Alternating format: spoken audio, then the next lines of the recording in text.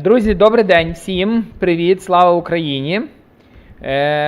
Що хочу сказати, що ми сьогодні проводимо позапланову зустріч, не по вівторкам, але у нас вже є п'ятничний ефір, тому що у нас незвичайна сьогодні зустріч, у нас міжнародний гість, вперше в рамках нашого проєкту Terra Incognita, ресторани в час війни, гість з Німеччини Стефан Фаулстich, дуже відомий готельєр, ресторатор з багаторічним досвідом. І, власне, ми сьогодні будемо спілкуватися з ним, він буде розказувати, ділитися своїм досвідом.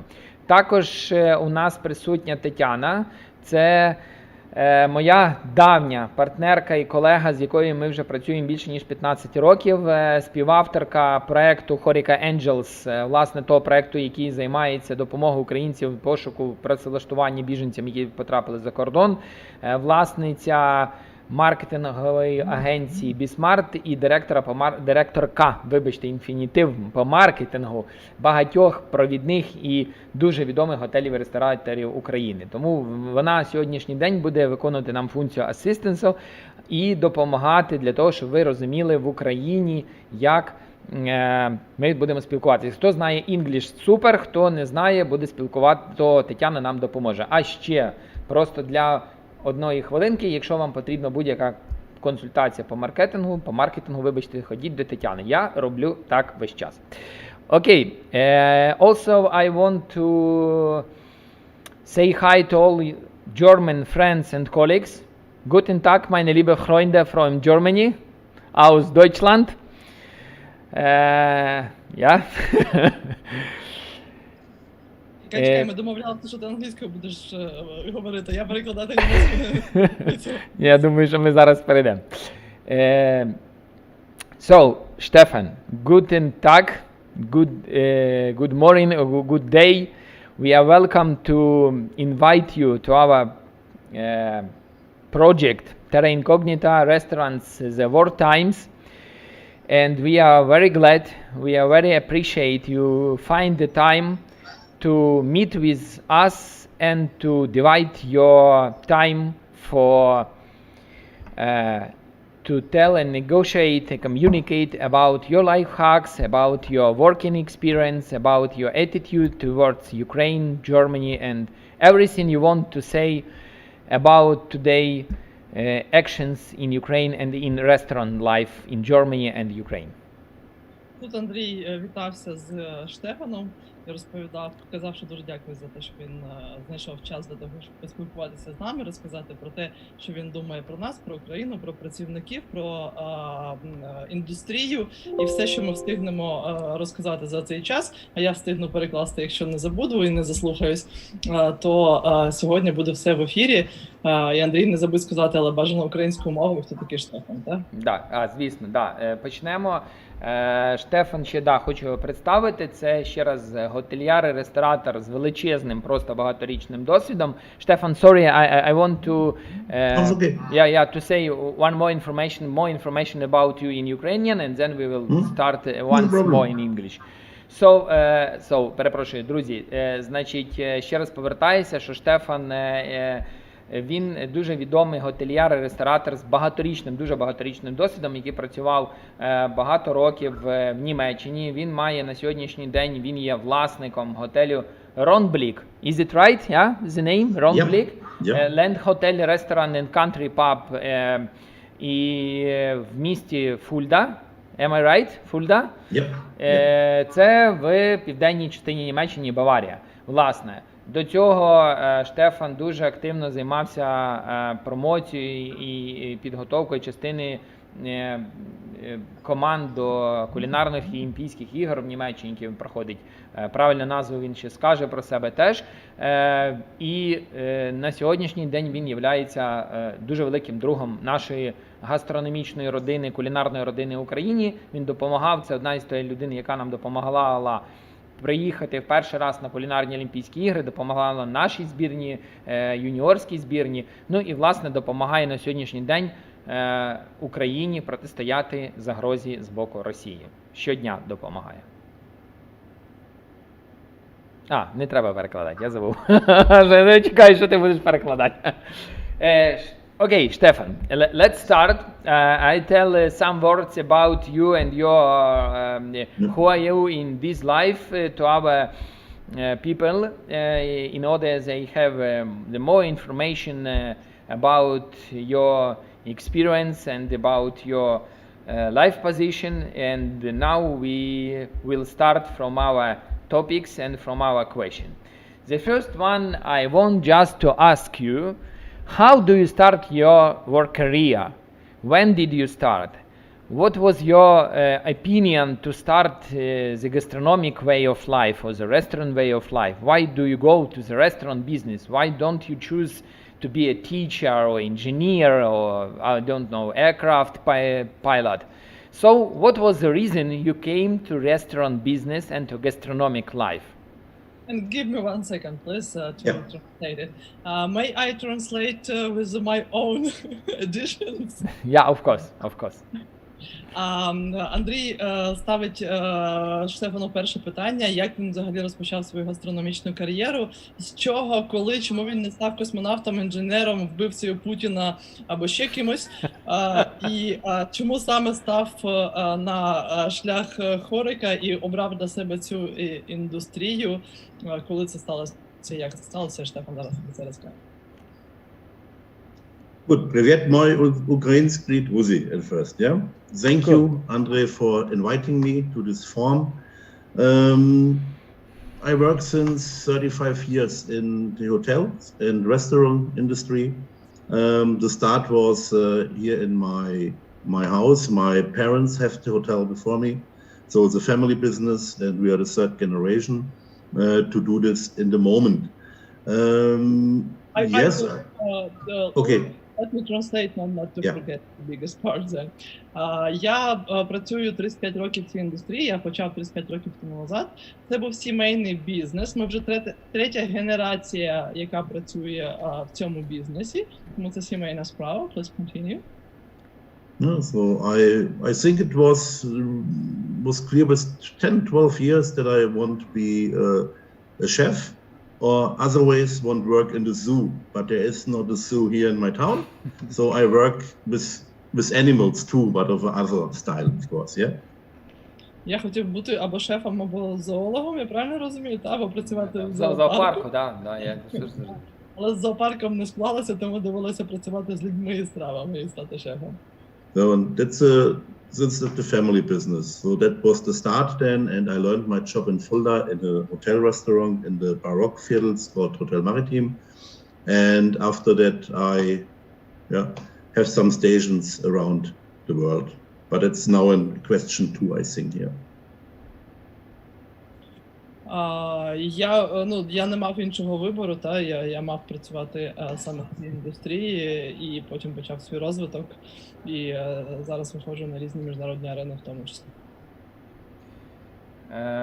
Okay, and what about when you say 35 years? If your first steps were like a waiter or maybe a dishwasher or you was a cook helper like a junior chef, what was your first job position in your family business? Яка була ваша перша позиція, з кого ви починали? З посудомийника, з шеф, з кухаря? Ким ви починали свою кар'єру 35 років тому назад? Two different things. When you work in the own company by your parents, you begin with a dishwasher, yeah, clean something. You help everybody in the house, of course. Then with 16, you go. We call it Ausbildung. You have a separate time. It's 3 years for in hotel management or waiters, chefs, bakers as well, butchers. You have 3 years. You work 5 days, and from this you are 3 days in the company, and 2 days in the week you are in school. And that's together, it's called duale Ausbildung. And after 3 years, you make tests and make your diploma for this job. So also a chef. Yeah, and after 3 years, you are official chef. And then with this diploma, you can start your career by everybody in companies around the world. Звичайно, що якщо це батьківська компанія, то ти починаєш з мийника посуду, ти починаєш з людини, яка допомагає у всьому. Але потім я пішов в спеціалізовану школу, це щось типу професійного училища, як у нас аналог, де я вчився 3 роки, з яких я працював декілька днів на тиждень, я працював на підприємстві, тобто в батьків декілька днів на тиждень в мене було заняття в школі. Через 3 роки я отримав диплом вже шефа, який мені відкривав кваліфікацію і дорогу в професійний світ. Stefan, I can open you my role in secret.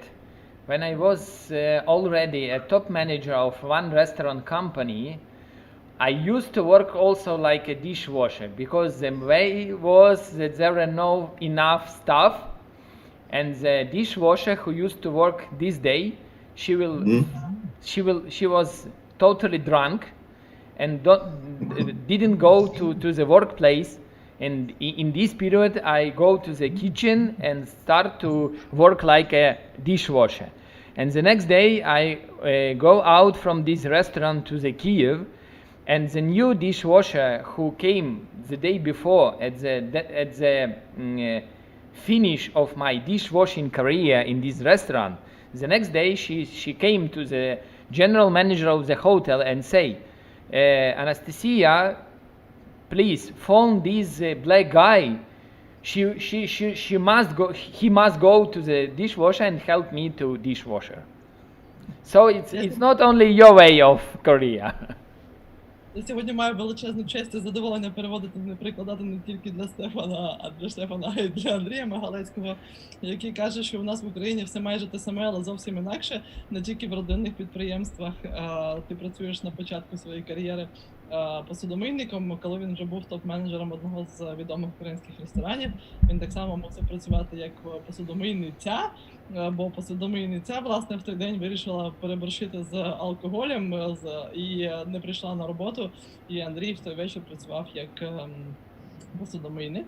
І коли він поїхав у відрядження наступного дня в Київ, я так розумію, то нова посудомийниця, яка вийшла на місце попередньої, позвонила шефу готелю і сказала: поверніть, будь ласка, того прекрасного посудомийника. Того чорного чувака, який мив хлопці. Того чорного, який мив хлопці. Я не була впевнена, що я правильно прикладу, що ти мав на увазі. Але так і було, чорного чувака. Да, мене за якоюсь там приймали, не буду расистом. Окей. So by last joke for that, we say in Germany, when the master chef not come to work, not bad. When the sous chef not come, not bad. The entremetier is not coming, not bad. But you have panic in the kitchen when the dishwasher is not there. This is a panic, yeah, really? І Штефан додає, що направду, якщо нап'ється шеф і не прийде на роботу, то нічого страшного не станеться. А от якщо посудомийниця не прийде на роботу, у всіх починається паніка. Okay, Stefan, you have really a long-term work experience, 35 years, really, it's a long period. And how many job positions did you have for these 35 years? How many countries did you use to work for this your career life? And did you change the Germany for another countries or no? Yeah, I was. It was very compact. I was only 1 year on the roads. It was in Jamaica, it was in Ireland, and was in Scotland. And then my mother became cancer, and we built big restorations here. And so my parents asked me, "What's the way when I won't have the company later? I must start to work at home." So, yeah. Андрій спитався, що за 35 років кар'єри це величезний термін, і де ви встигли попрацювати, в яких країнах і на яких посадах. На що Штефан каже, що я дійсно встиг працювати в різних країнах: Ямайка, Ірландія і яка третя? Шотландія, але потім батьки збудували ресторан в Німеччині і попросили його повернутися і займатися цим рестораном.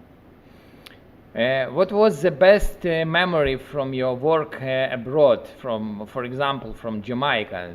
Are the Jamaican girls or maybe Jamaican food, or what is the best memories from these years when you used to work abroad?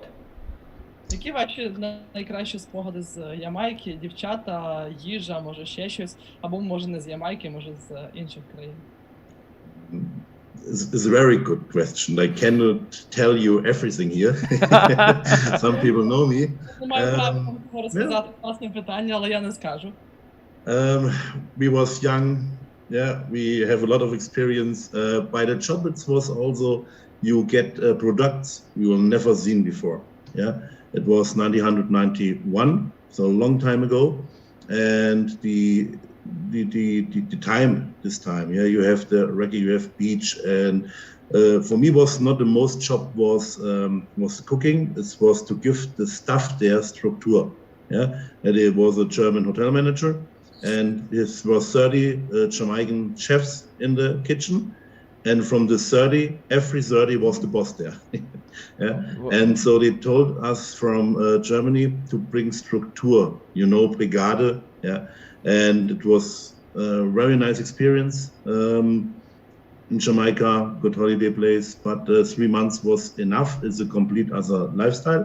Yeah, but I won't not miss this time, of course. So I just one comment. So the time was sex, drugs, and rock and roll. It's your words. My words. Was your words. Намагається повернути до сторону сексу розмови, але Штефан не піддається і каже, що тим не менше це був 91-й рік, це було купа років тому назад. І каже, що навіть величезним викликом було не те, що ми мали працювати в Ямайці з незнайомими продуктами, а те, що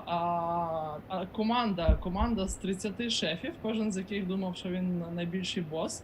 І наша головна задача була принести структуру, німецьку структуру управління 30 ямайським шефам. І оце, напевно, був найбільший виклик. So this was the biggest challenge. Am I right? You understand? Yeah. The biggest challenge. Yeah. Okay, so the best countries you like to work was among the Ireland, Scotland, and Jamaica was exactly Jamaica. It's all different. Yeah, Okay. in Ireland, I'm a big fan of Ireland, of Irish music. Of you see behind me some whiskies. It's all another thing. I cannot say that's number top 1, 2, 3. Yeah, I make a lot of friends in Ireland and in Scotland at the time, and so I would not miss this time. Yeah, but after 1 year, I was then at home, and so we actually was a small restaurant this time with maybe 100 places, seat places in the restaurant, and I begin then to work at home alone in the kitchen, and now we are 4 chefs. We have some people more they work in the kitchen, and we have now 450 seat places outside and inside. Yeah, so you see, I begin then early to make my family business bring on another level. Андрій спитався, чи Ямайка був найяскравішим досвідом, найулюбленішим з інших. Штефан сказав, напевно, що ні. В кожній країні я знайшов щось своє. Як бачите, по моїй задній стійці в мене там стоїть віскі, в Ірландії мені теж сподобалось, і люди, і команда, і взагалі атмосфера, і все. Тобто в кожній країні був цікавий досвід, але потім я повернувся до Німеччини, де спочатку був ресторан на 100 місць, але і ми там працювали самі, і потім ми розвивали цей бізнес. І на сьогоднішній день ми маємо 4 шефи, ми маємо 450 посадочних місць, і цей бізнес росте. І якщо я раптом перекладаю щось неправильно або щось забуваю, враховуючи, що я тут як колега, а не як перекладач, то прошу мене не стидатися поправляти і доповнювати, окей? Дякую, Танюш. Звісно, якщо будуть якісь такі, прям щось ти будеш упускати серйозно, я буду, звісно, говорити. Stefan, that's a cool story, a cool really storytelling about your way of life in our restaurant family and restaurant business.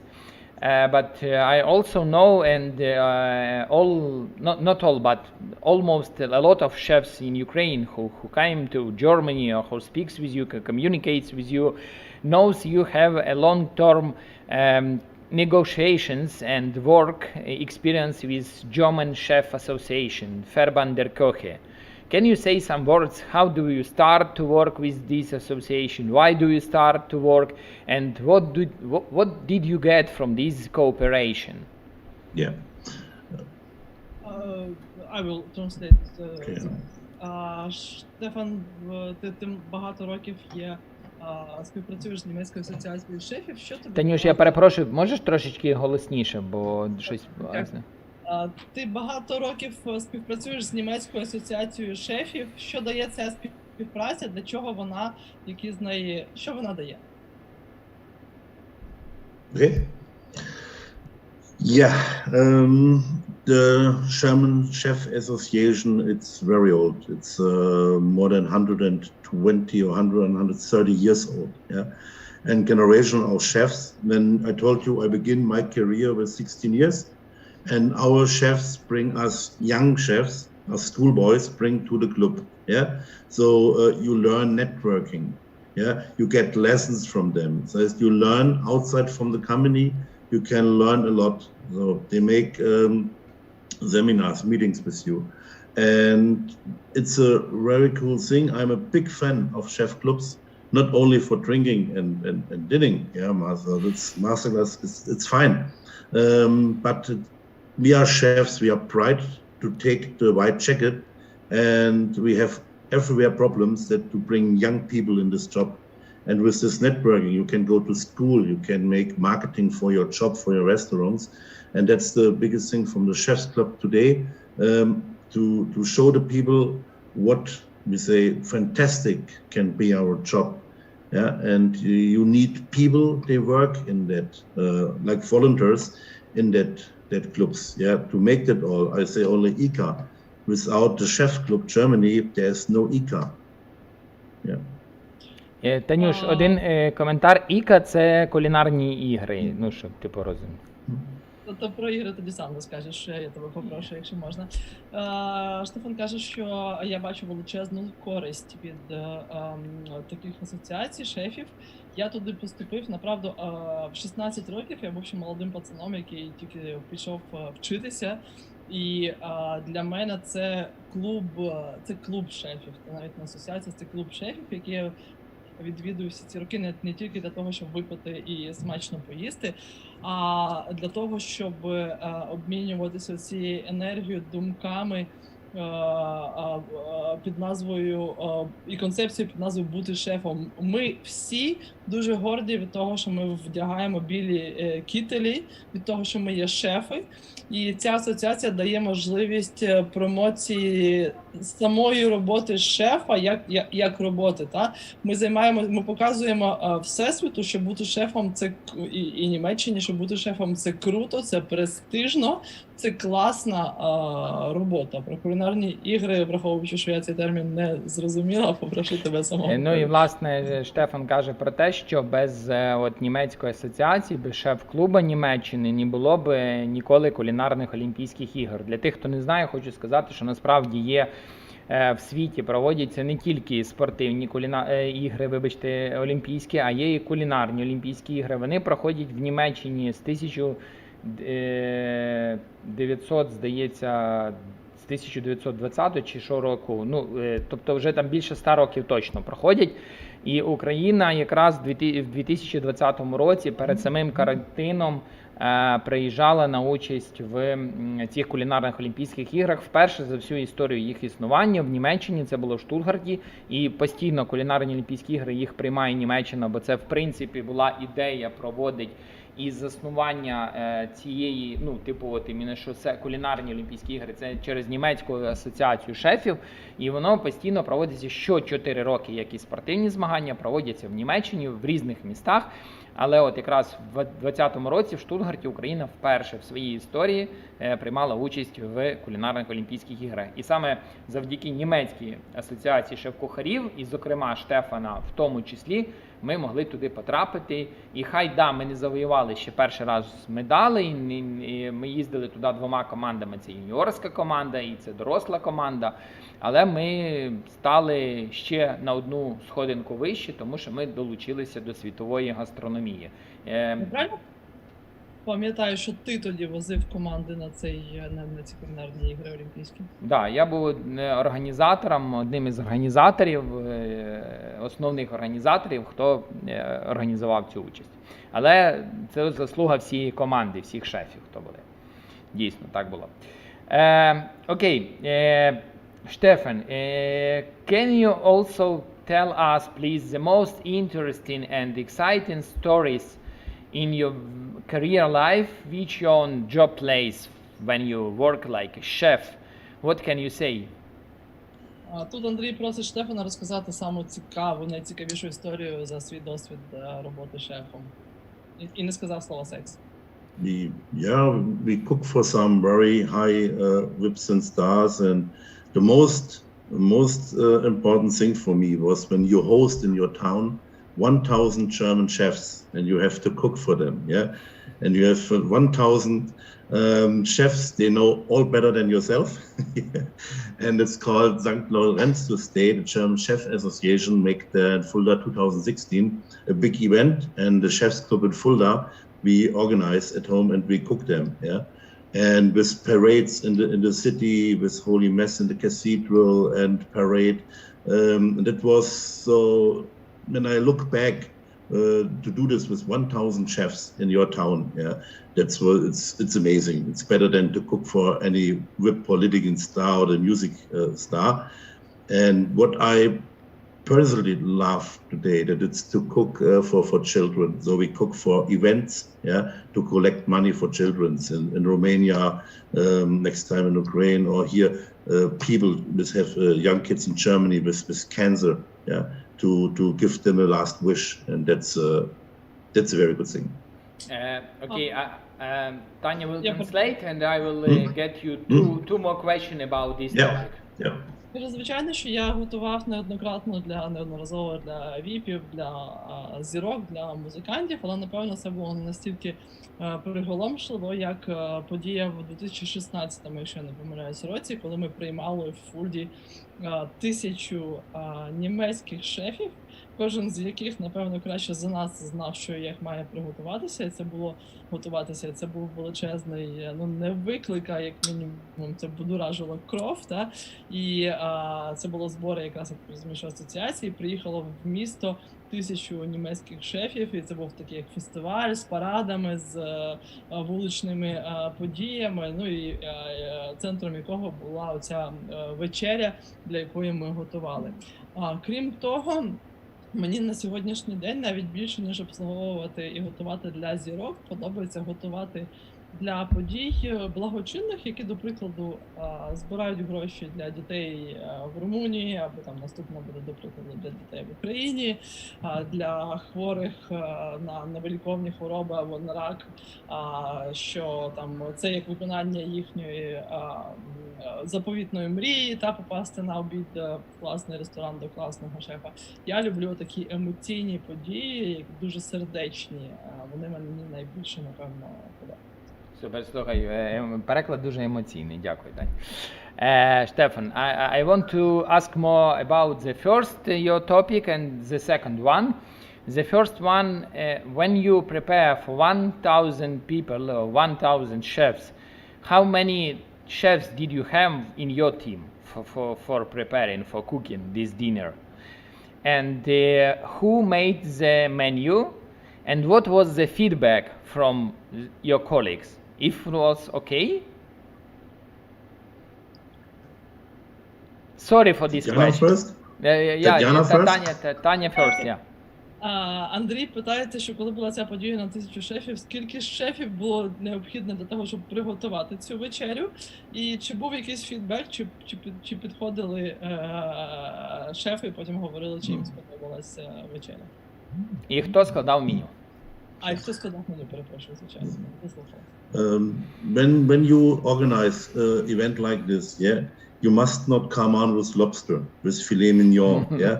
So we cook strictly that what is typical for our area, and that's are the old recepts from your babushka, from your grandmother, yeah. And that was amazing. People love it. We have some friends from Netherlands, yeah. Partner city from Fulda, they come and make a typical menu from this area, and all together with the music, and it was a fantastic time, and we got a lot of compliments for that, and it's true, I'm not joking, yeah, it's true.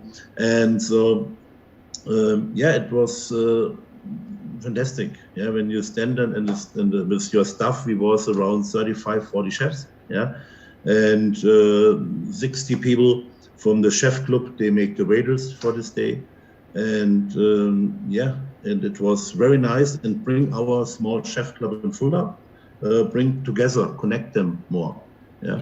And by the way, we make so much money that we can go 1 year later with the bus with 35 chefs to the Netherlands, yeah, and make their 5 days party trip. Weekend, oh, party.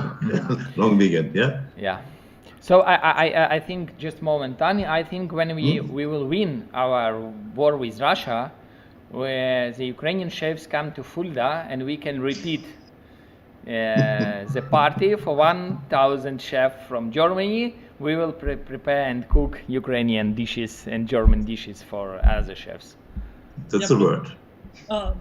Okay, let's put the date into the calendar.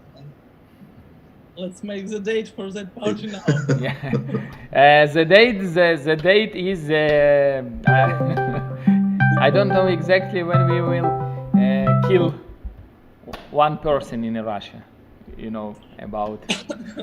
Окей, давайте, поки я не забула відповідь на питання. Штефан каже, що секрет таких вечер, коли тобі треба вразити і смачно нагодувати 1000 німецьких або будь-яких шефів, це ні в якому разі ні лобстери і ні філе міньйон. Ми готували локальну кухню з рецептів наших бабушок. Плюс нам допомагали колеги з Нідерландів, які тут недалеко знаходяться, і вони теж привнесли свої рецепти, тому у нас вийшло абсолютно фантастичне меню.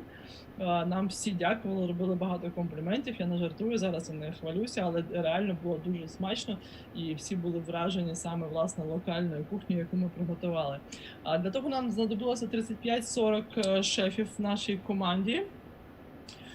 І направду ми протягом цієї вечері підняли або заробили так багато грошей і коштів, що потім протягом року ми організували поїздку з 35 наших шефів в Нідерланди на п'ятиденну поїздку з вечірками, і таким чином подякували нашій команді. Ну і в принципі те, що ми зібрали стільки грошей, говорить про те, що всім це дуже сподобало.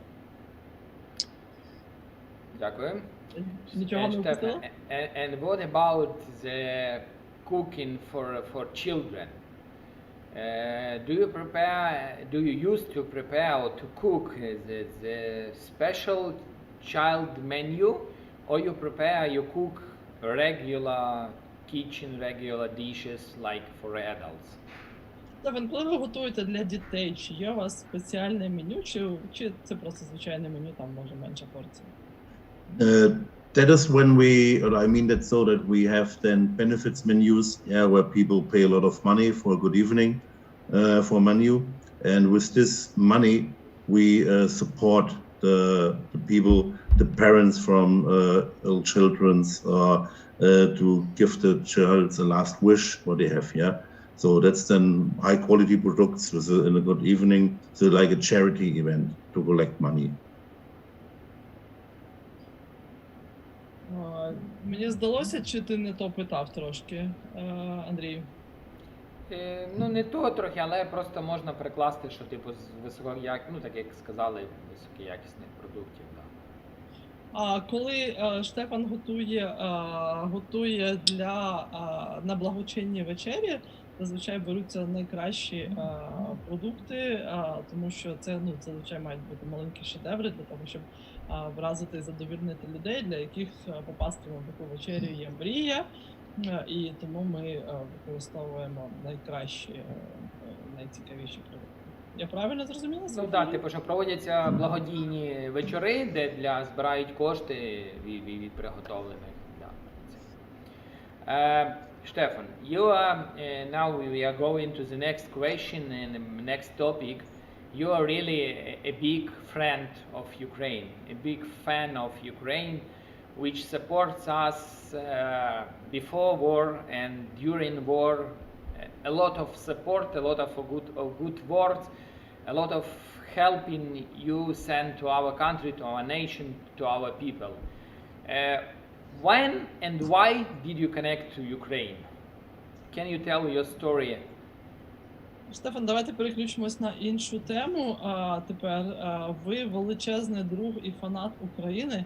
Коли почалася ця ваша любов і зв'язок з Україною? З чого вона почалася? Yeah, I met 1999, the best girl in the world, my ex-wife Natalia, Ukraine, and 1 year later we married. We have 2 kids. Part of my family is in Ukraine, in Vinica. Yeah, I have a lot of friends there over all these years, and so it was not a question that we help.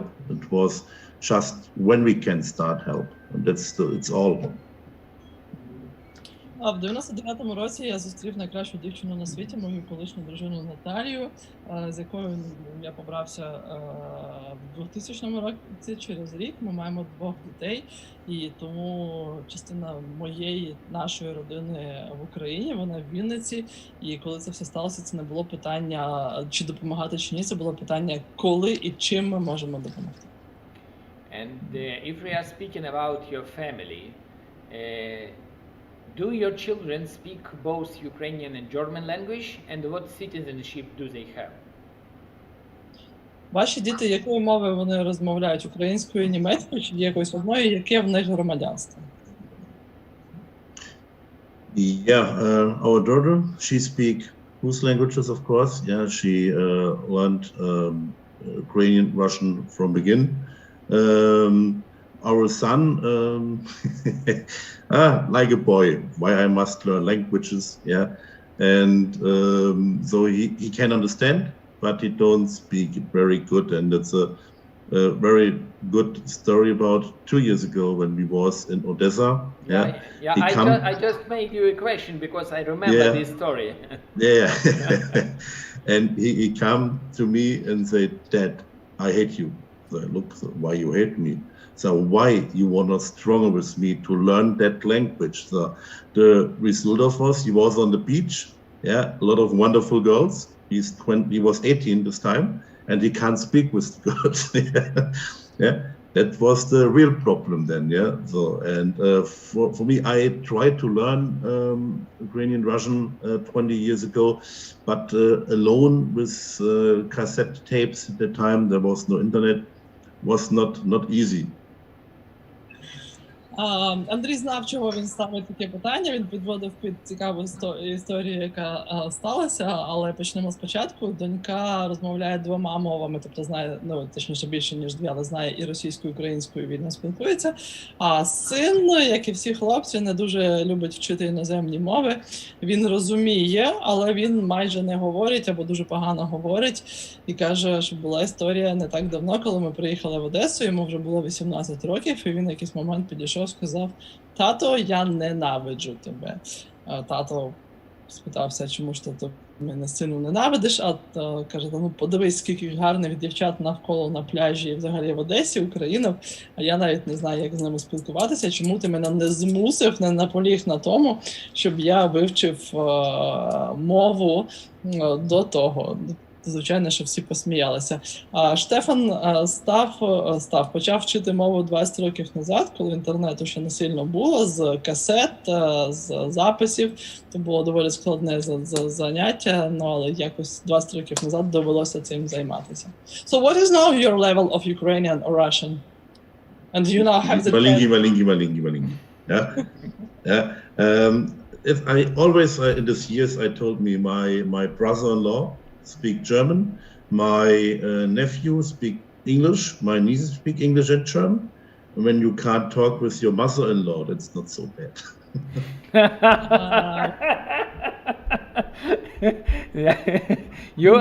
You see, nothing changes with the borders. In Ukraine, the Germans, the situation is the same. Я думаю, що треба перекладати, звісно. Що це сексистський жарт, який стосується тещі, то саме перекладати. Це не сексистські жарти. Це ж не по відношенню до всіх жінок, це саме до тещі. От саме перекладай, будь ласка. But she is a good person, by the way. Yeah. Of course, you need to say this. You need to say. No, I don't need to say, but she is. Правда, що Штефан сказав, що типу його зведений, виходить, brother-in-law, це як, навірно, це хто? Зведений брат? Блеснеш термінами а-ля швагро або щось, ну, да. а його родичі по лінії дружини спілкуються і німецькою, і англійською мовою, тому, в принципі, нема проблем в спілкуванні між ними. Ну, а те, що не знає жодної мови, і, в принципі, не так, то є, напевно, і погано. Да, і в цьому і немає проблеми, сказав Штефан, і в цьому дуже добре. От, да. Ну, насправді, ми посміялися, що українці і німці в цьому не відрізняються, як без питань тещі, що дуже нас повеселило. Окей. Let's start also our topic, which we used to communicate with everybody who are guests in our marathons. It's the way, of course, the topic of war. Did you really believe, or did you really know that the Putin will start the very big and large war? Of course, the war is consisting from 2014, but the huge war which he conquered our country and make the aggression. Я це питання задаю майже у всіх своїх інтерв'ю.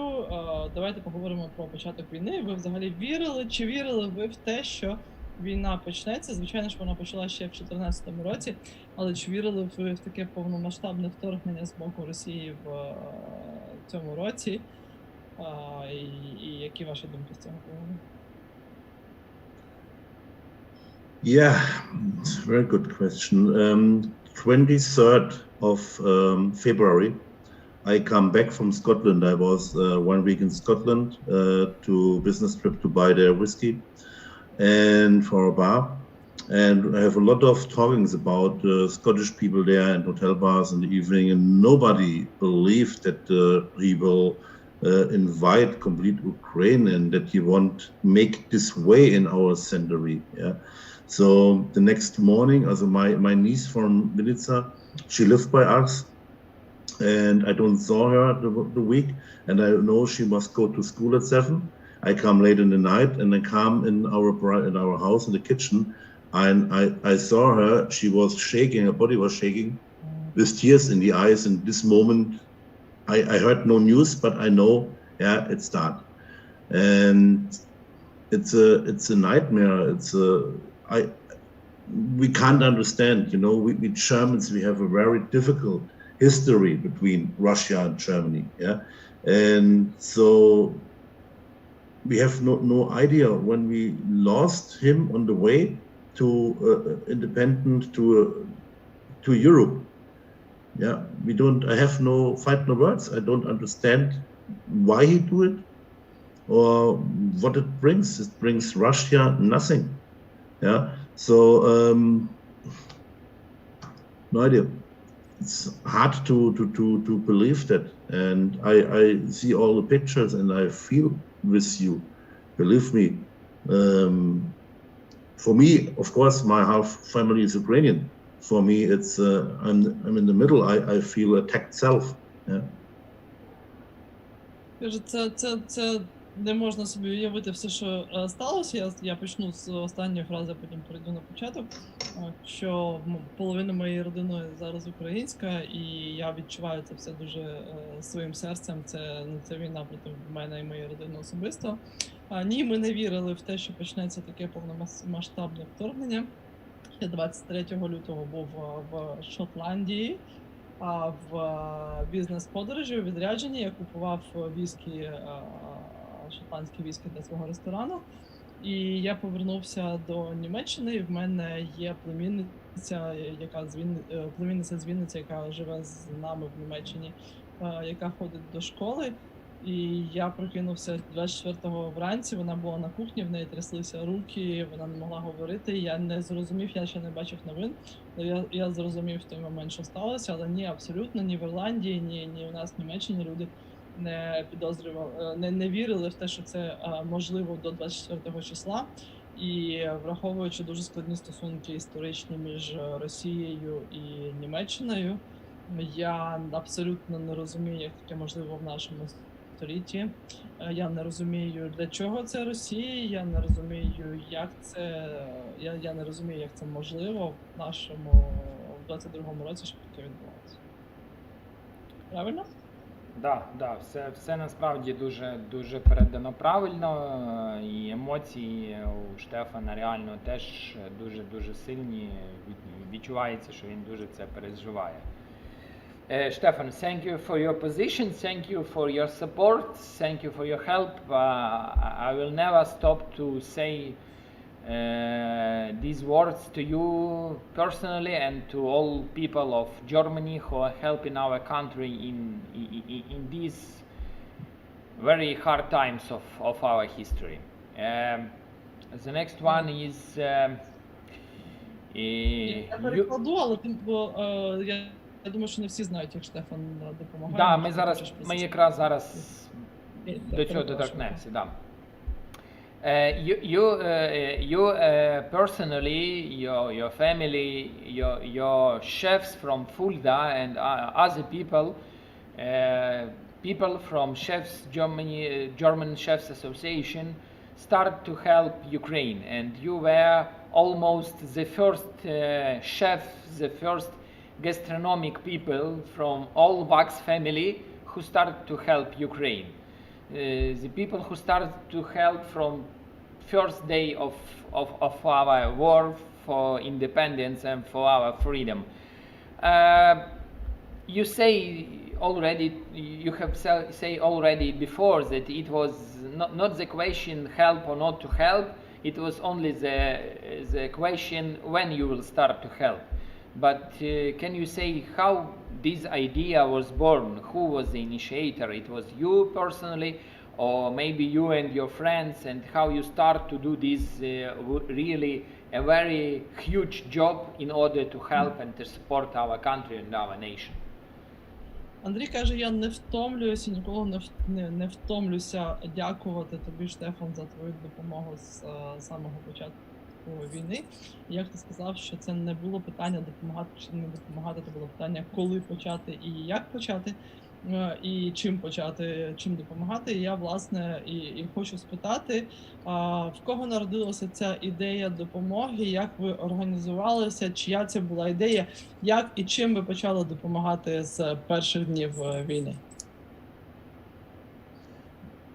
Yeah, I think three days after the beginning of the war, we was in Fulda. There was a meeting for the German Liberty Democratic political parties, and so political people speak, the church priests speak, and in this day we stand together with another chef and my niece, and we say, okay, let's start a convoy, let's collect medicine, let's collect first aid material, let's collect food, and let's go to help. And we thought maybe 1 or 2 vans full of equipment. And it was not 1 or 2. We must close my hotel. Each room in the hotel, the bank function room, the restaurant, the kitchens, the floors, everywhere stand bags with clothes, baby food, massive products. So we start then, I think 9 days after the war, we start with 2 big trucks full and 8 transporter with trailers, to go in the area to the border in Romania, Suceava, not close from the Ukrainian border, then we get informations that in this moment a lot of help comes from Poland to Ukraine, but Romanian, Moldavia, this area, yeah, the people have nothing, and so we start this tour, and it was hard to go 24 hours in the Carpathian Mountains by snow. The desert first, maybe Tetiana, you want to translate, I think first. Yes. Напевно, через 3 дні після війни було велике зібрання, і, якщо я правильно зрозуміла, воно в церкві було, так? Так, але політичної партії. Так, політичної, я щось не поєднала собі ці два слова, політична партія, церква. І ми почали питати, що ми можемо зробити, що є така ситуація, і люди відразу почали відгукуватись на це, всі хотіли допомогти, всіх це було в серці, і ми навіть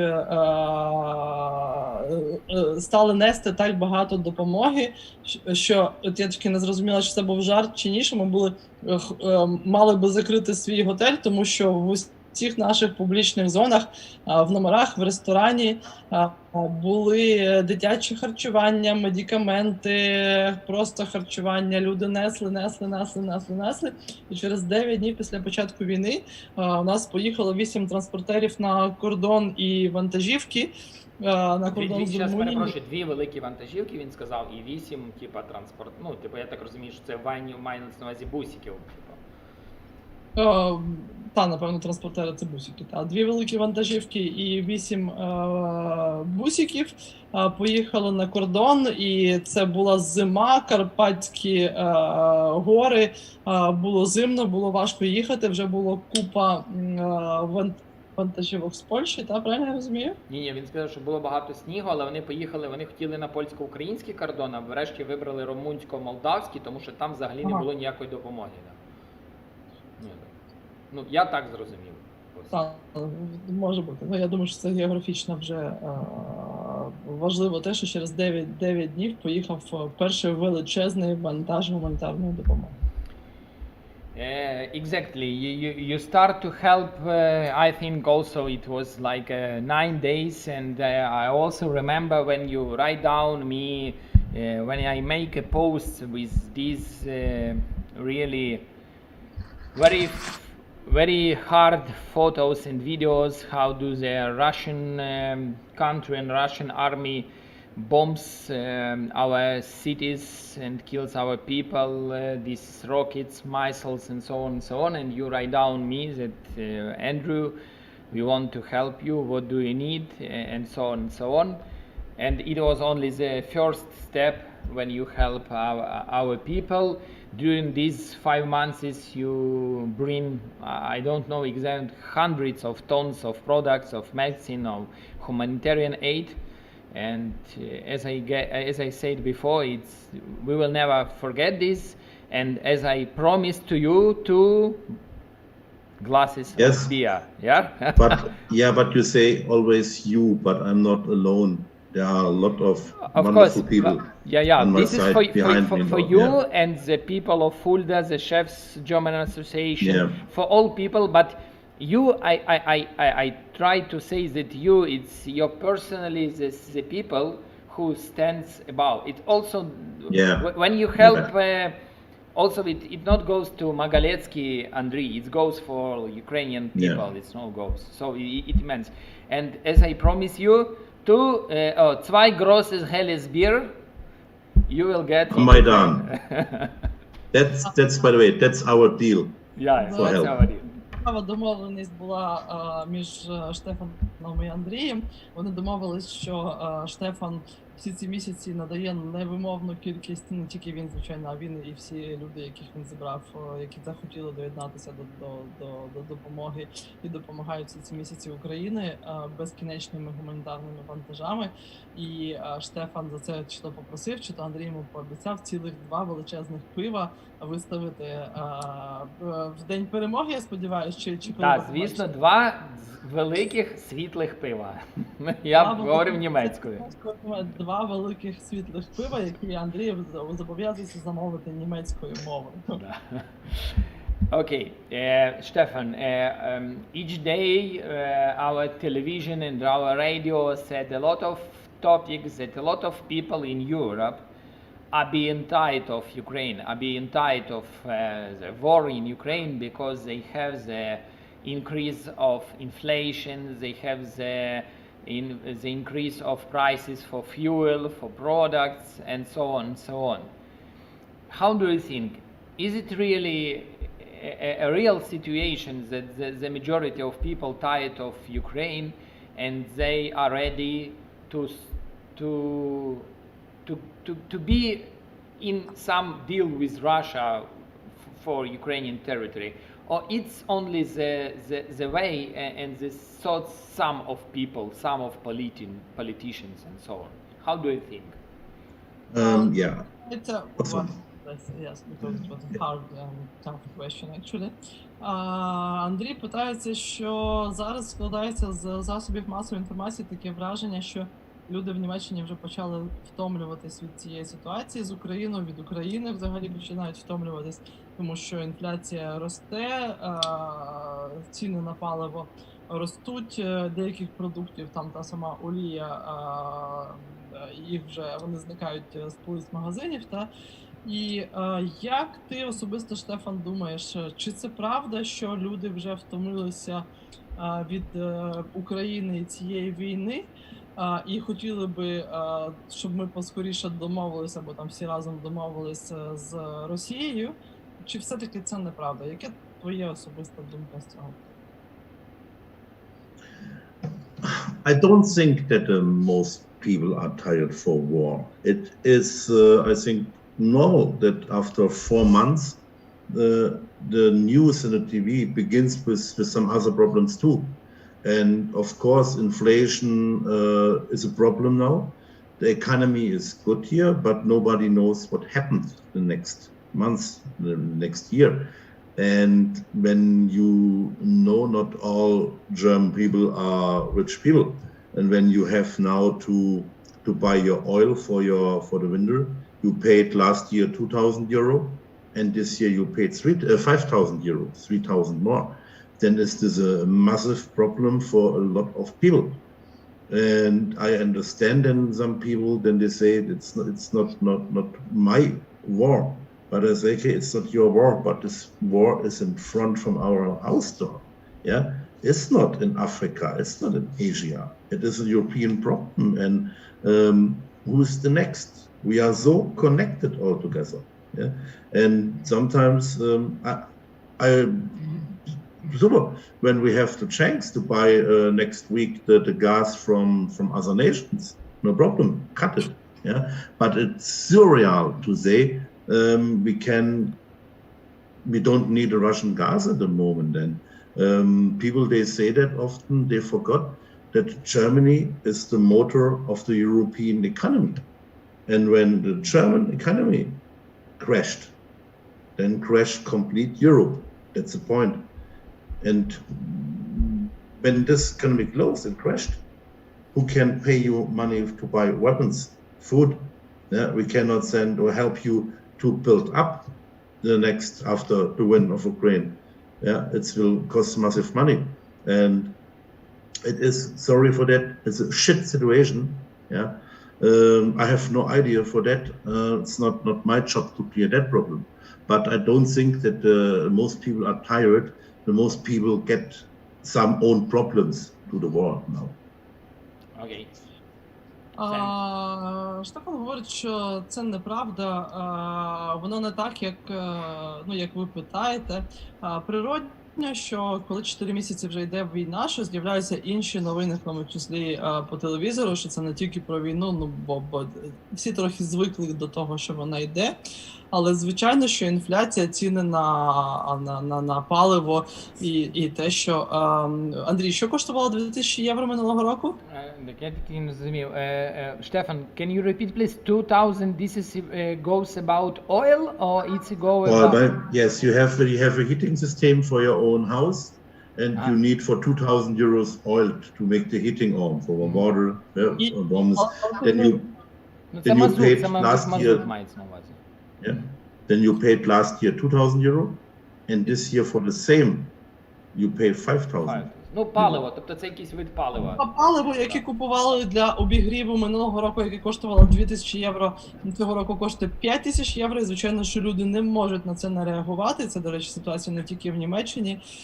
І давайте не забувати, що Німеччина є мотором європейської економіки. І якщо цей мотор, якщо Німеччина, як сказати правильно, навернеться, Ну, да. Схлопнеться. то навернуться всі. Це буде величезна проблема для всіх. І зараз війна, це ми маємо розуміти, це не в Африці, не в Азії, вона недалеко, вона в Європі, вона у наших дверей стоїть.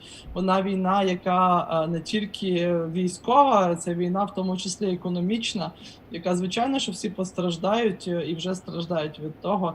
І давайте не забувати, що економіка і економічні питання, які є результатом цієї війни, вони надзвичайно важливі для всієї Європи і для всього світу. Ну і якщо він ще сказав, що якщо схлопнеться німецька економіка, схлопнеться економіка Європи, а відповідно хто буде платити тоді теж за зброю, яку поставляють в Україну для того, щоб оберігати Okay, Stefan, thank you for your comments, and we are going to the question and topics about stuff. You know, a lot of people from Ukraine, a lot of Horeca people are moving or had to move from Ukraine. And we have some question about this. The first one, a lot of people, chefs, waiters, bartenders, dishwashers, front office administrators from hotels, housekeeping managers, they had to move from Ukraine because of war, because of missiles, rockets, and so on and so on. The first question is, how do you think are Ukrainian guys and Ukrainian women as a good job? You know, I also know that you hired some Ukrainian people who works on your hotel and restaurant complex. Are they hardworking? Are they clever? Are they want to work and hire money? The first one question is, and the second one, if Ukrainian people from Horeca field has the potential to be like a prominent chef, like for example French or Italian or German chefs, which are famous for all over the world. Давайте переключимось на питання про персонал. Тепер багато українських громадян втекли в Європу, наших колег, які працювали в Хориці, які працювали на посадах барменів, офіціантів, менеджерів, посудомийників. Сьогодні головна тема, це головна професія дня, я так розумію. І вони зараз опинилися в Україні. Я знаю, Штефан, що у вас на підприємстві працюють українці. Як би ви охарактеризували українця як працівника? Розумний, працьовитий. Що можна сказати про українців? Чи вони відрізняються від інших національностей? Чи є щось особливе в українських працівниках зараз? Absolute. Finish. Кажу так? Of course, no. Absolutely. They are high qualified. Yeah. They bring own ideas. So we have minimum problem is the language. Everybody want to move to Germany must know. Okay, without English is a problem. Yeah. Sometimes I was shocked. Okay, about the English niveau of young people from Ukraine. Yeah, students. I can give everybody only the chance learn language. Not like me with my Russian, yeah, so don't learn it. And then you have here open doors. You have a wonderful young chef generation. Yeah, when I was in the restaurants in Kiev, in Vinica, in Odessa as well. Yeah, from the youth team, this was a part of them. They cook on Michelin star niveau. It was amazing. Yeah, they have a big future here or in Ukraine later. I'm sure. It's good to go for a year or 2 years in another nation, of course, yeah. And I know for the boys it's a little bit difficult at the moment, yeah, they can't go. And with the girls if they can. And we host some Ukrainian girls here. We host on our friends, sisters, wives, yeah, by me in the hotel. They can stay so long they want. And the quality from these chefs and people, it's amazing. Yeah. Каже, Андрій, ти все сказав сам, вони дійсно працьовиті, розумні, висококваліфіковані, вони приходять зі своїми власними ідеями, вони ініціативні. Язик, звичайно, є проблемою і задачею, тому я всім говорю, вчіть мову, але багато хто... Вибачте, не язик проблема, а мова проблема у нас. Бачиш, язик такий, так. Мова є проблемою, там, але багато хто знає англійську мову, і я вважаю, що в них велике майбутнє. Коли я був в Україні в ресторанах, це дійсно, це прекрасні ресторани, прекрасна якість обслуговування, і це можна вважати як там 2-річне стажування за кордоном, щоб потім повернутися і стати великими шефами в Україні. Можливо, можна провести паралель так само, як Штефан на початку кар'єри їздив в інші країни та стажуватися. І каже, що я розумію, що хлопцям зараз виїхати важко, але дівчата можуть спокійно приїжджати, стажуватися, вчитися і отримувати високу кваліфікацію і, відповідно, потім ставати прекрасними шефами, прекрасними кваліфікованими майстрами своєї справи. Не тільки шефами, я так розумію, що працівниками індустрії гостинності світу. І ще Штефан сказав, що в Одесі в деяких ресторанах страви тягнули на мішленівські зірки, якби для ресторанів з мішленівських зірок. От. Це теж дуже показово для нас. Stefan, also I want to get some information for people who are listening now about the project also of Horeca Angel, because we with Tanya, the co-founders of this project, this is volunteer project. You know, we made it for helping the people from Ukraine, from Horeca field, who must or had to move from Ukraine because of war, and we try to help them to find a new job in Horeca field, of course in restaurants, in hotels, in tourism business, in order to make money, to hire money, to earn money for their family, in order to not to be on the neck of European governments and to have their own money, and in order, of course, to have some new skills, new experience, which they can use in future in Ukrainian hotels and restaurants. And we are planning, you know, I talked with you some days ago, we are planning to make a first huge event in Germany, in the hotel Schindlerhof with your colleague and friend Klaus Kabjörl, which we made a gastro dinner, Ukrainian gastro dinner. And you know, I think you didn't know before, because we take the news only yesterday in late evening that the chef will be Victor Titov. He will be the chef who will make a gastro dinner in Schindlerhof. And of course, I think that, as you say, Ukrainian guys and Ukrainian people and Ukrainian women are very good, hard-working people, that it is a good idea that the first place they can be more hired by German restaurators and hoteliers when they find this project and gala dinner. How do you think? Is it a good idea to organize it? Yeah, of course. Yeah. And I can make you the offer with my chef associations like Eurotox. Yeah. So we have member restaurants in whole Germany, and when anybody want to go, have the chance to go. You have my email address, you have my contact address. Yeah, speak with Andre, and we can help you to find there in this area where you want to go. Yeah, a hotel or restaurant for work. And is it possible that we can make something like similar at these gala events in different parts of Germany, maybe in yeah. I think we have on the 24th is your Independence Day. Yeah. and it's a Wednesday, and Wednesday restaurant is closed by us, and my Ukrainian staff and my Ukrainian friends organize in my restaurant garden an event too. So I can't go to Nuremberg, yeah, we have to help them here, but for the time it will be not a problem to make benefits events for that. It's okay. Super, thanks. Would you let me translate now?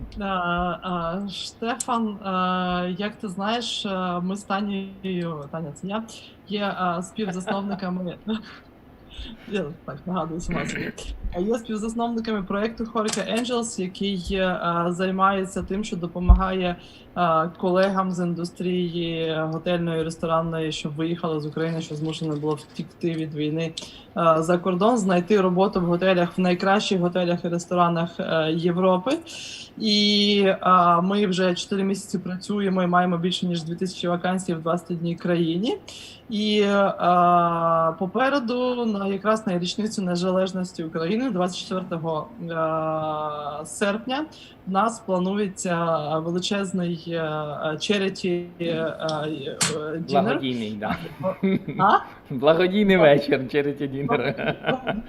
Вечір в готелі в Нюрнберзі, в ресторані в Нюрнберзі, теж дуже відомого ресторатора і готеляра, твого друга і друга України Клауса Кобйола в готелі Шиндерхоф.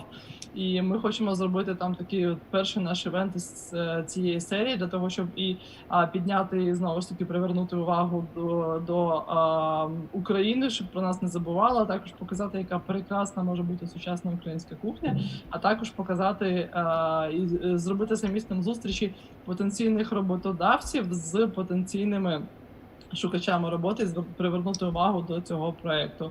Що ти думаєш, чи це добра ідея була організувати такий проєкт? Чи воно спрацює, чи воно потрібно? Правильно переклала, так? Да, все гудно. Ти що ж сказав, що це прекрасна ідея, і я її повністю підтримую. Більш того, в середу в нашому ресторані вихідний, якщо я правильно зрозуміла, тому ми будемо дуже раді приєднатися до цього проєкту. Ні, він сказав, що якраз він не готовий, тому що його український персонал в День Незалежності робить спеціально для них типу вечір подяки на День Незалежності, але вони готові цей формат використати і наступні рази, типу.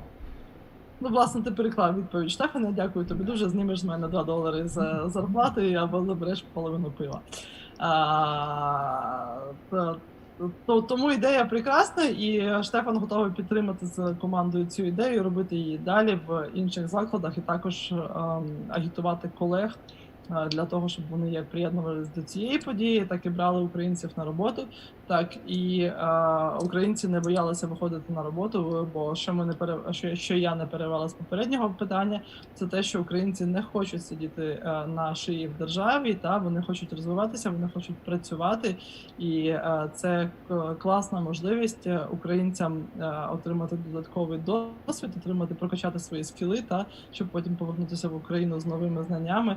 А для європейських роботодавців це класний досвід, це відмінна можливість мати класних працівників, реально класних працівників в себе в закладах, і не треба боятися. І Штефан ще говорить про те, що якщо хтось із вас, наші шановні слухачі, глядачі, хоче і має можливість і бажає влаштуватися на роботу в Німеччині, то звертайтеся, будь ласка, до нас. Ми маємо прямі контакти зі Штефаном, його телефон, його емейл, а він має зв'язки з усіма шефами усієї Німеччини, він допоможе в будь-якому регіоні Німеччини вам влаштуватися. Будь ласка. Давай ще додамо, що ми під коментарями під цим ефіром дамо посилання на анкету, яку треба заповнити, щоб контакти людей, які хочуть влаштуватися на роботу безпосередньо в Німеччині або в будь-якій іншій країні Європи, ми могли передати роботодавцям, або ви могли просто...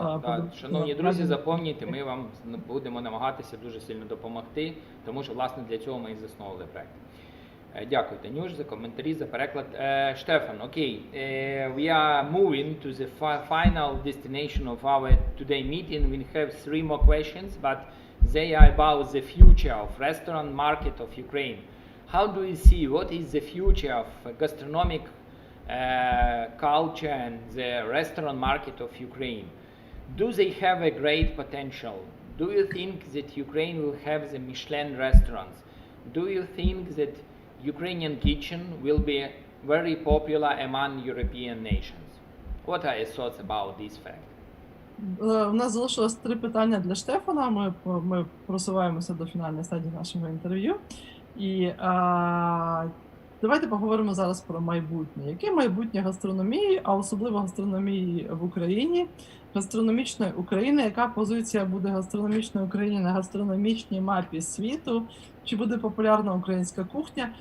Які перспективи в української гастрономії в світі і в самій Україні? Як ти думаєш, яка твоя думка, Штефан? Yeah, at first, I don't think that you don't need tips from me informations. Yeah, you have wonderful restaurant concepts. You have wonderful chefs. I'm a big fan from your restaurants in Ukraine. For example, 20 years ago, when I come the first years to Ukraine, you go in a coffee, you have a shashlik, you have a borscht, you have a chicken Kiev, you have maybe vareniki, yeah, and maybe solyanka. That was 5 dishes, and that was it, yeah. And so the last 12 years, 10 years, 12 years, so there is so much happened in the restaurant scenery in Ukraine, from the menus, from the people, from the restaurants. Your cities are full from very good concepts, yeah. So I think it was only a part of time when German restaurant groups, owners, chefs want to make tours to Ukraine to see what happened there. Really? Yeah, literally. We go normally. We was in London, we was in Barcelona, we was in New York. Yeah, but I told all my friends we was planned to make a tour. Yeah, this summer.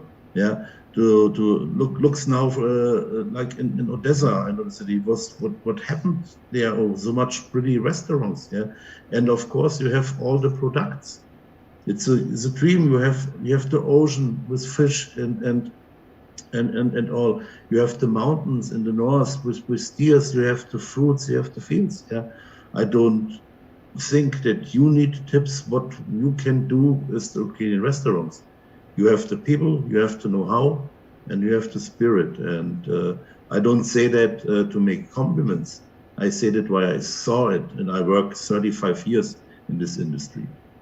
Thank you for your Я не comment. думаю, що вам потрібні якісь поради від мене щодо того, що робити вам з вашою кухнею, тому що вона у вас зараз на дуже високому рівні. І коли я приїжджав на перші роки в Україні, дійсно мало що можна було сказати про українську кухню. Це були шашлики, борщ, вареники, в найкращому випадку ще солянка, там ще Андрій, Щас, яка була вибач, тема? шашлик українська кухня, так? На хвилиночку. Солянка так само, так? Тобто це сприйняття, до речі, та іноземцями нашої кухні, ну хоч в борщ попали і вареники, то дякую. Тепер, коли я почав приїжджати 5-6 років назад, ви стільки всього маєте в своїй кухні, ви почали використовувати різні продукти, мені нема чого вам сказати. Ми навпаки маємо їхати тепер з шефами німецькими і іноземними до вас вчитися, так само як ми організовуємо поїздки для наших шефів в Нью-Йорк, в Барселону, для того, щоб вивчати інші кухні. Ми так само планували цього літа приїхати в Україну і для того, щоб показати, куди, як ви круто розвинулися, що у вас є. Тому мені нема чого вам сказати, у вас все є, просто продовжуйте, у вас є гори, у вас є моря, у вас є річки, мається на увазі, у вас є продукція зі всіх цих перелічених місць, і ви можете готувати все, що завгодно, у вас є всі продукти необхідні. І є дух, і є люди ще. Є дух, і є люди, так. Так. Дякую, Дані. The next one. Do you have a really plan, maybe a dream, to open a restaurant with Ukrainian people? Or maybe a restaurant of Ukrainian cuisine in Germany? Провокаційне питання від Андрія. Чи немає, я просто хочу почути, що Штефан зараз відповість на це питання, чи немає Штефан мрії, навіть не плану, а мрії, відкрити або ресторан з українськими людьми, або ресторан з українською кухнею, тільки в Німеччині, Андрій, чи в Україні так само? Ні, в Німеччині, ні, з українською кухнею в Німеччині. I have a lot of dreams, by the way, yeah. This was not a real dream at the moment for me. So I have a 7-day week, in this time, and you can never say no. You never know what happens. But in the moment, about all these problems with the next coming winter, with COVID, with the war, there's no plan at the moment to open new restaurant. You need investor for that too, yeah. So we have renovated and our hotel restaurant the last year step by step on a very good high level, and you need a minimum I think from 100,000 euro to open a restaurant here, yeah. With them, and it's not a big plan at the moment, but never say no, yeah. But what happened, we see only God knows, yeah. Yeah, and I prefer, I like the Ukrainian kitchen, so but I never cook Ukrainian dishes. When I cook them, my wife said every time, no, that's not original what we cook. And so you learn to say, she's, by the way, she's a very good chef when she cooks. And no, it's not a real dream at the moment, but I say you would say never no. Okay, thanks. У мене багато є мрій, і, як то кажуть, ніколи не кажи ні. Направду, зараз це не є моя мрія, але знову ж таки ніколи не кажи ні. Але чому, я поясню, чому це не є моя мрія на даний момент. Тому що попереду зима, ковід, війна, доволі складні економічні умови. Потрібен для того, щоб відкрити ресторан, потрібен інвестор, і це мінімум коштує на сьогоднішній день 100 тисяч євро для того, щоб відкрити ресторани. І, напевно, цієї зими цього точно не станеться, тому що будуть ті виклики, з якими ми маємо в операційній діяльності зараз боротися. Але, знову ж таки, мрій має бути багато, і чому би хоча б не помріяти про це. Правда, кажу, я не зовсім вмію готувати, по словам моєї дружини, українську кухню, бо кожного разу, коли я щось готую з української кухні, вона каже, ні, це не те, що має бути, бо вона сама по собі ще й доволі добрий шеф, доволі добре готує, і тому я тут програю на її фоні, але ніколи не каже ні, і це головне, напевно, що хотів сказати Штефан.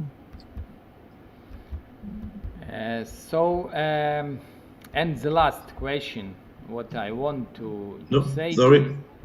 Andrew, sorry, you forgot number 6. Yeah. And for number 6, I was a long time I think about this question. Yeah. Okay. Sorry. Yeah. Maybe I. Yeah. Just a moment. Яка приведе до третього пива. Я так розумію, що Андрій каже, що зараз буде останнє питання, а Штефан з німецькою педантичністю каже, що... Yeah, really. This is my fault, yeah. Питання номер 6, яке ти мав задати, я направду дуже довго і добре думав над цим питанням, мені буде прикро, якщо ти його не задаш. Sorry, this is my fault. In the case you said you are not good in cooking Ukrainian dish, but I think you are fond of and you are enjoying of eating Ukrainian dishes. I'm good in eating Ukrainian dish. Yeah, you're good at eating. So what Ukrainian dishes you like the most? Питання було, що може, як Штефан сказав, він не дуже добре готує українську кухню, але він дуже добре вміє їсти і, тобто, любить українську кухню. І які твої найулюбленіші українські страви? Сирники. Сирники. Сирники. I love that little cakes. You can let mousse au chocolat, crème brûlée, yeah. Take all away, yeah. So that's a thing, but it's very hard to make them. I think it's like in Germany, each babushka have her own receipt for that, yeah. And every time this is the best, yeah. And so I don't do that. Then I tell you why I can't do that. It's not that what other people can do with the products like we. And I like these things. And you have a lot of good dishes, but. Sirniki, it's number 1 on the list, yeah. And drink as well, you have good Ukrainian beer, Biva, yeah. So, and it's 2 products for me. I can take that every day, 1 week in Ukraine, no problem. But I don't want to cook that Ukrainian chefs can cook that better. Okay, Stefan, I can promise you not only 2 helles beers, grosses, but also Ein Portion Käsekuchen, ja?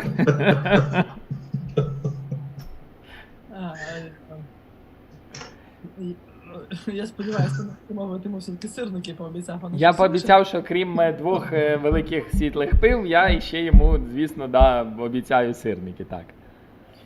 Ти навіть зміг перекласти слово сирники на німецьку мову.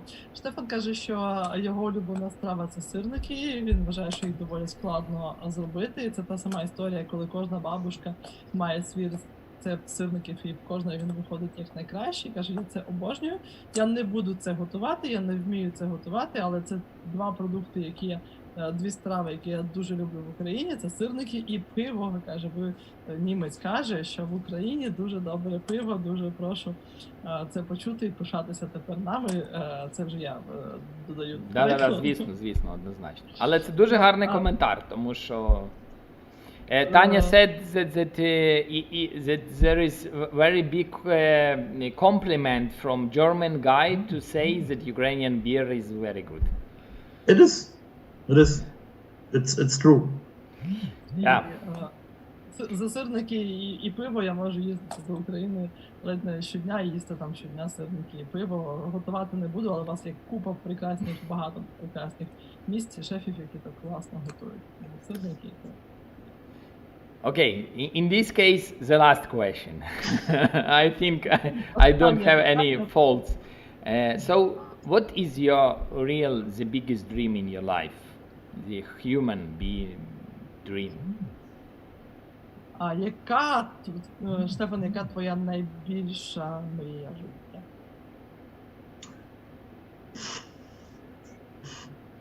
For myself, to stay healed, of course. The biggest dream is that I wake up in the next months and hear in the radio that the Russians go back to Russia and Ukraine is a free nation without war, and we can build up all together these cities, these villages. That's a big dream. I have all what I want. I have a family, I have my business, I have friendships, so I can make trips. Yeah. Okay, maybe Eintracht Frankfurt will win the Champions League next year. That would be a big dream to win the European League. But why in Frankfurt? Why not in Munich or Berlin? Why in Frankfurt?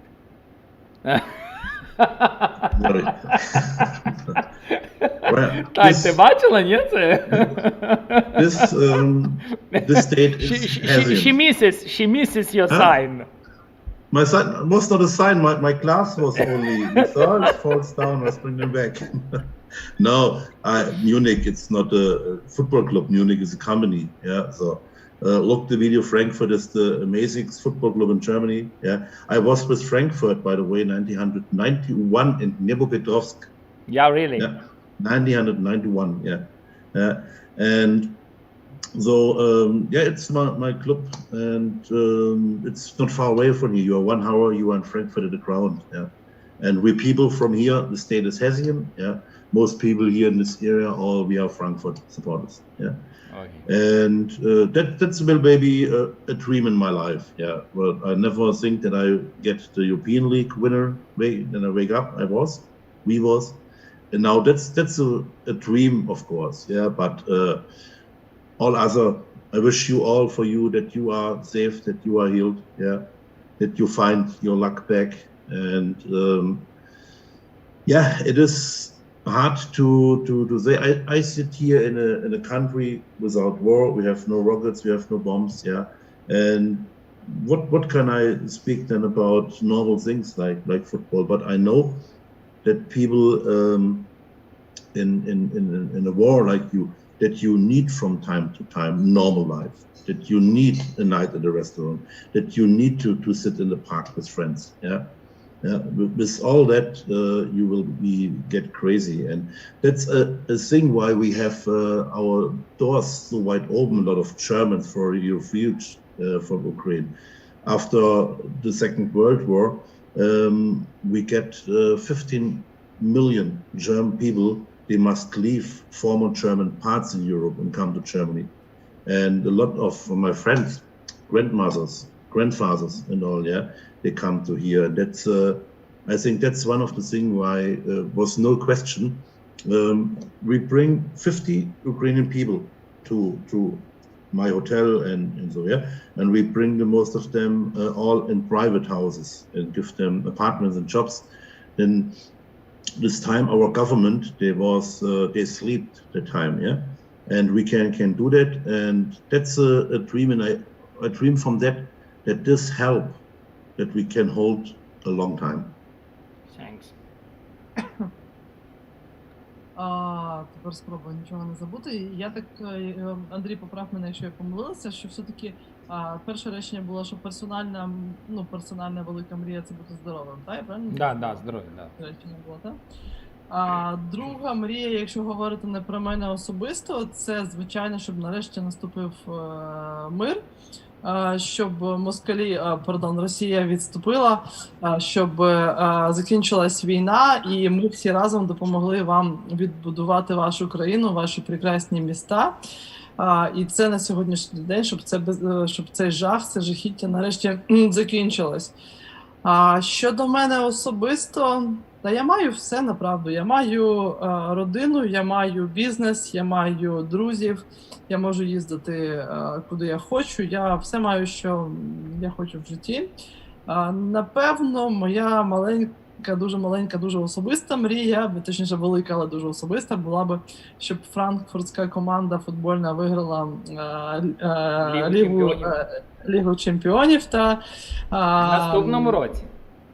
В наступному році, я думаю, що про футбол можеш ти перекласти і розказати то все, але це ще не півроку тоді буде. Я ще спитав, чому не Берлін і не або Мюнхен, наприклад, на що Штефан дуже красномовно порухав популярність. Красномовно сказав, що це не команди, Мюнхен це взагалі, в Мюнхені команда, не буду називати як комедія, а всі люди, які проживають, більшість людей, які проживають в окрузі, власне, Фульда і все інше, вони є давнішніми фанами франкфуртської футбольної команди. Штефан, sorry, how is the name of Frankfurt's football team? Sorry, but Eintracht. Huh? Eintracht. Sorry, I know. Eintracht, I know. That means harmony. Harmony. І назва франкфуртської команди Eintracht, це Eintracht футбольний клуб, власне, і Штефан в 1991 році був на матчі цієї команди в Україні з командою Дніпро, грали, Дніпро, на той момент, і якби він дуже давно вболіває за цю команду, це його сім'я, це його команда, і він мріє точно, щоб в наступному році фінал Ліги Чемпіонів точно проходив в Франкфурті. Sorry, I forgot, really, I forgot, I know about that. Звичайно, Штефан до того додав, що, напевно, смішно говорити зараз про футбол, коли реально найбільша мрія і найбільше бажання є, щоб закінчилась війна, але з іншого боку, ми маємо не забувати, що дуже важливо вести нормальне життя, важливо ходити в ресторани, ходити на футбольні матчі, дозволяти собі вести нормальне життя. Це стосується абсолютно кожної людини, бо тоді вона має змогу залишатися в тверезому розумі і все одно продовжувати жити своє життя. Тому такі маленькі радості, як футбол, теж мають існувати. Але, звичайно, що я вам всім бажаю бути в безпеці, я вам всім бажаю бути здоровими, і щоб до вас повернувся мир і безпека. І коли то все почалося, ми не чекали, поки німецьке держава почне допомагати. Ми прийняли вже тоді перші 50 людей в себе в готелі, ми надавали допомогу, люди всі дуже добре реагують на українців, допомагають, і в тому числі раді завжди піти на пиво, обговорити футбол і жити маленькими радостями великого життя або великими радостями маленького життя. Тому мрія у всіх спільна, безпека і мир, але в тому числі бути щасливими і здоровими. Okay, Stefan, we need to finish because the hallway and the restaurant will be busy now. 10 minutes later, I want to thank you very much for your meeting, for your time, for your support and help of our country, of our nations. You find time to have a communication. I really know that a lot of Ukrainian chefs, Ukrainian restaurant people will see our video online, and after the video will finish, because today is Friday, and we'll have a lot of useful information for their work. And of course, when you will come after our victory to Ukraine, you will drink 2 grosses helles beer, not only in one restaurant, in many restaurants of Ukraine. Thank you very much a lot. We should... Slava Ukraina. All the Героям best for слава. you. Героям God save слава. you. And we see us, my word of that, my friends. Yeah. Thank you. Thanks for translation, Tatiana. Тань, дякую велике Yeah, за for sure. асистенс, за допомогу, за переклад, за те, що допомогла нам дуже гарно поспілкуватися. It was my pleasure. Thank you. Все, thank you, bye. Bye-bye. Я, bye. Фоточку? Да, я фото мейк, я роби, я зараз...